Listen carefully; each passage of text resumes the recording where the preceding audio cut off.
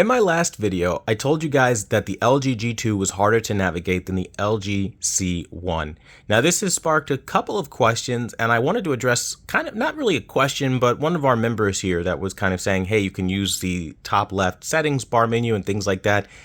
Trust me guys, I know all this stuff, and I'll explain why I didn't include that stuff and maybe some other shortcuts, if you will, that can maybe help you guys out. So for starters, I'm aware that, again, you can use shortcuts, but I want to kind of point out something.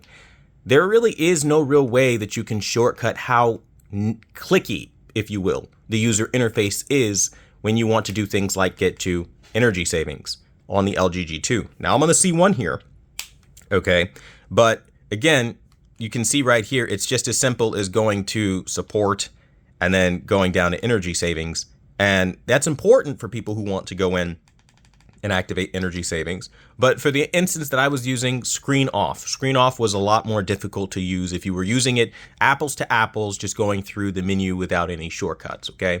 So it was really just comparatively showing you how much more inconvenient it is to navigate, again, to this energy savings tab to do certain things like turn off screen. Now, that doesn't mean that it's somehow going to change the fact that trying to change your energy saving steps of brightness is going to be every bit as inconvenient, because it will be. Now, counteractively, I also want to show you, I do know that you can go and do things like this, okay? So let's say we want to go in and we want to go to edit mode and we want to get rid of something. So we can get rid of, since I've already put it there, I already have it, I already know how to do it. We can go into add, you can go into screen off, you can move it up, there you go, and you can literally just turn the screen on or off right there as you need to. It's a nifty little shortcut, fantastic, but not everybody's going to know that they can do that. And again, it still doesn't change the fact that going through energy saving is going to be more inconvenient. Now, I also know that you can use a shortcut through voice control features. However, that requires internet connectivity. There are two big reasons why I don't mention internet connectivity on, go watch all my reviews, not on the Samsung, not on anything. I don't talk about internet features. The first reason is because it usually requires you to be hooked up online all the time. They're not just like integrated voice control features that work all the time. So again, if you're somebody that doesn't want to take the risks of the many bugs that have been reported over the years on LG OLEDs after people have done software updates, features getting removed, things like that. I've had countless reports that HDMI signaling override was removed. So I don't recommend ever doing updates. So I'm never going to tell you to use a feature that's dependent on updates. That's the first reason. The second reason is because I know that not everybody has internet. It might sound like a weird concept in 2022, but some people live in rural areas where all you can get is satellite internet. And in some cases, you have to be put on a waiting list to be able to get internet in some areas because the nodes are stressed. You literally can't get internet because there's no internet for you. You have to wait for somebody to drop off.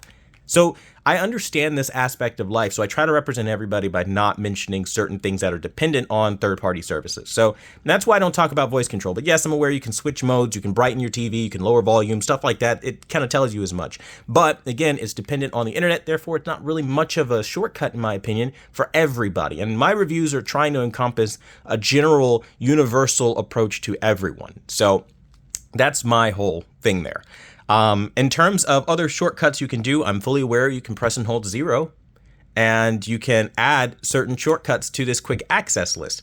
Now, this isn't necessarily going to help you in terms of much outside of these like generic apps here, right? You can set whatever app you want. You can do the home dashboard shortcut, you know, gallery access, stuff like that. You have options to do shortcuts, but again, it's not necessarily going to make navigating as easy as it should be. And that's my point.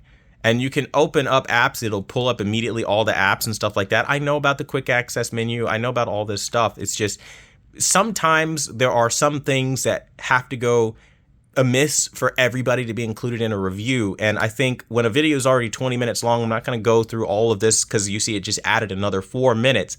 And not everybody could even use every single recommendation, for example, like this, like the voice control. So again, and then it's still, again, like I said, if you press and hold the settings button to pull up the menu here, okay, go under support, and you have to go under energy savings and then turn it off. Going on the G2 to get to energy savings is still going to be a lot more work no matter how you look at it. If you're not using voice control features, it's going to be a navigation nightmare. And that is something that people do need to know. So while I understand some people might not feel that that's something that needed to be said, it totally did, because I'm the reviewer and it's my perspective. So hopefully this shines its light, if you will, on why I said it the way I did and covered it the way I did. And thanks for watching the #1 brand in honesty. Until the next video, I got this.